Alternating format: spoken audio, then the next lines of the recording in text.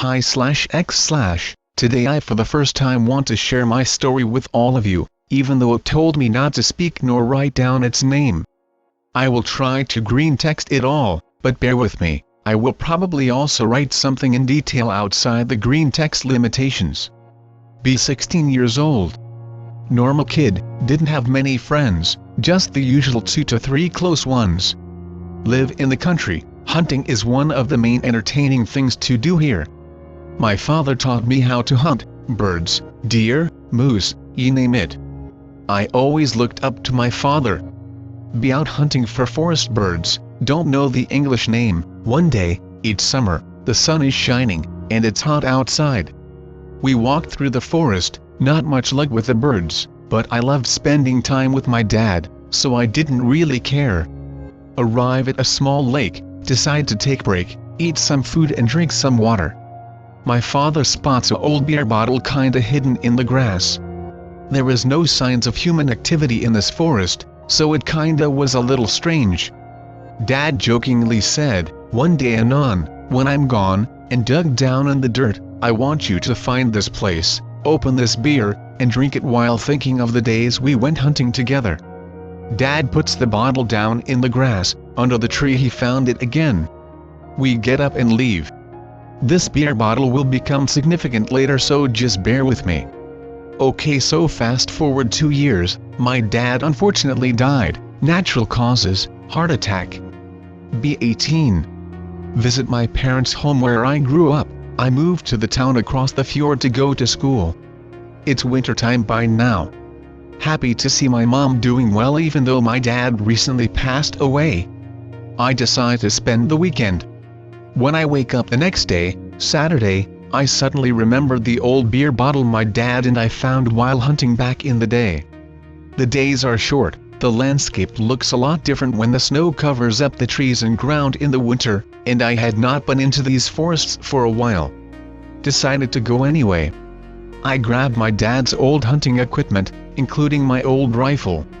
After driving for maybe 30 minutes on my dad's snow scooter, I reached the thick part of the forest. Too thick, have to walk the rest. Figure it wouldn't take long to reach the lake me and my dad sat down by 2 years ago.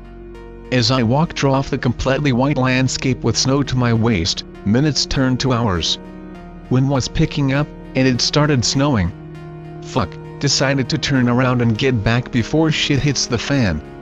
Too late. JPG. By now it's a full-on blizzard, the trees around me support me some cover, but the thick snow falling down from the sky makes my vision really bad. I get lost, it's getting darker. Fuck it, decided to build me some kind of shelter under a tree, remove some snow, build it into a wall to decrease the wind flowing through my shelter. The wall goes around the trunk of the tree, leaving me some space. I break off some branches and put them on the ground, just to isolate, prevent loss of body heat. Now laying on the ground with little to nothing to cover myself with. I figured this trip wouldn't take long, and didn't really take any survival gear with me. I know, fucking stupid. It gets darker, and the blizzard eventually calms down, now only big fluffy snowflakes slowly surf down from above. The side is kind of comfy, even though I'm sure I'll die if I don't enable some type of activity to prevent even further loss of body temperature. I start doing push-ups, sit-ups, some squats, but it doesn't really help. Can't stay here anymore, need to get back where I'm a gunner. My tracks are gone, as if no one ever walked out here. Fuck, chose the general direction of where I thought I came from. Starts walking. In what seemed for whatever I bathed in snow up to my waist, just the same as before. It had gotten a lot colder, and now, only the light from the moon guided my way. Crack. Wait, what? It sounded like a fucking avalanche, and then I realized, I'm on top of frozen water. As fast as I could I threw myself down and spread my limbs, as to spread out my body weight. Too late. Crack. I fell through the ice, the cold water gave my body a shock, as I in panic tried to get up, only cracking more of the ice. I started hyperventilating, and could feel the weight of my clothes drag me down. This is it, I'm dying out here, how fucking ironic, trying to celebrate my dad's life, I'll die myself. After some time, hard to say how long, it all felt like an eternity, my feet slowly lost their ability to move. I thought to myself, just give up, no one will help you. And just as I said the last word of that phrase inside my head, I saw it, the death dealer. This animal, no, this thing, was huge. I'm sure it was taller than 7 feet. I couldn't really tell the details from where I was, laying almost dead from hypothermia in the water. My mind was clouded. A long and gray-white hand gently reached out to me. I don't want to die, I don't want to die, I don't want to fucking die. I grabbed the hand with all the strength I could muster. The thing lifted me up, as if I was lighter than a feather, gently putting me down on the ground. Now I could see it, with every detail. At first I thought it was an angel, my guardian had come to save my life, or it was not my time. But no, this was no angel, not at all. It was tall, as I mentioned, above 7 feet, it was completely white/gray, it had huge black eyes, looked like a couple of oversized marbles. A thin black lip, stretching from cheek to cheek, no ears, hair, nose, not any human features really. This creature just looked at me, and then, it fucking smiled. The mouth on this thing, it was fucking terrifying. The teeth, was long as needles, and even darker than its eyes, standing out in all directions, and a blood-red tongue, hidden far back into its jaws. It also had spikes standing out here and there, but not spikes sticking out from its skin, but spikes that looked to be a part of its body. What the fuck are you? I screamed while crying, confused and filled with fear to the core. Its mouth didn't move, but this dark, but gentle voice entered my head, as if it was speaking directly into my mind. Arakiel. Now I've googled and searched for answers. This name apparently is the name of a fallen angel in Christianity. I don't believe much in religion, but I don't fucking know, guys, I'm still scared shitless. The story doesn't end here though.